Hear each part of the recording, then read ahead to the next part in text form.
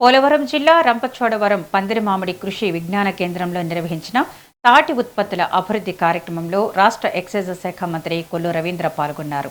కల్లుగీత కార్మికుల ఆర్థిక అభివృద్ధి కోసం నీర, తాటి బెల్లం వంటి విలువ ఆధారిత ఉత్పత్తులకు ప్రభుత్వం ప్రాధాన్యత ఇస్తున్నట్లు తెలిపారు. త్వరలో తాడి బోర్డు ఏర్పాటుకు కేంద్రానికి ప్రతిపాదనలు పంపనున్నామని, అరకు కాఫీ తరహాలో నీరాకు ప్రత్యేక బ్రాండ్ గుర్తింపు తీసుకొస్తామని చెప్పారు.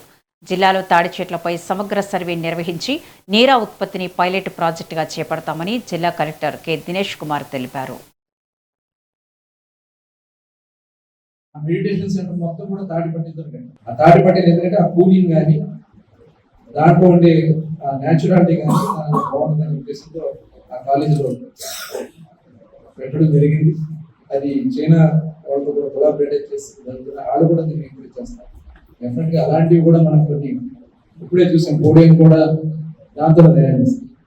అలాంటివి కూడా మనం ఎంకరేజ్ చేయాలి. ఎందుకంటే గతంలో చాలా చూసేవాళ్ళు ఎక్కడ కోత మిషన్ దగ్గర కాబట్టి దాన్ని చూస్తూ చెట్టును కాపాడుకోవాలి. అక్కడ తీర ప్రాంతంలో కూడా ఇది వచ్చేదానికి అవకాశం ఉంది కాబట్టి దాన్ని కూడా మనం ఆల్టర్నేట్ గా అక్కడ అవసరమైతే మన ఏరియాలో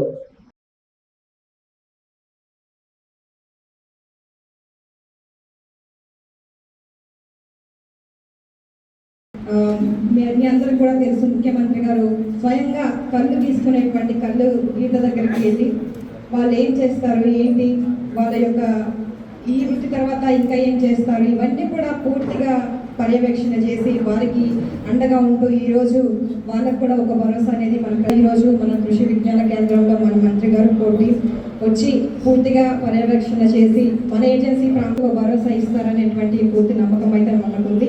ఇప్పుడు మనం చూసాం వేరే వేరే ప్రాంతాల నుంచి వచ్చి తాటి బెల్లం అని, తర్వాత నీరాస్ నుంచి వచ్చేటువంటి ఉపయోగాలు, ఇవన్నీ చాలా ఎక్విప్మెంట్స్ ఇక్కడ ఉన్నాయి, కానీ దాన్ని యూటిలైజ్ చేసుకోవడం అంతగా మనకు తెలియట్లేదు.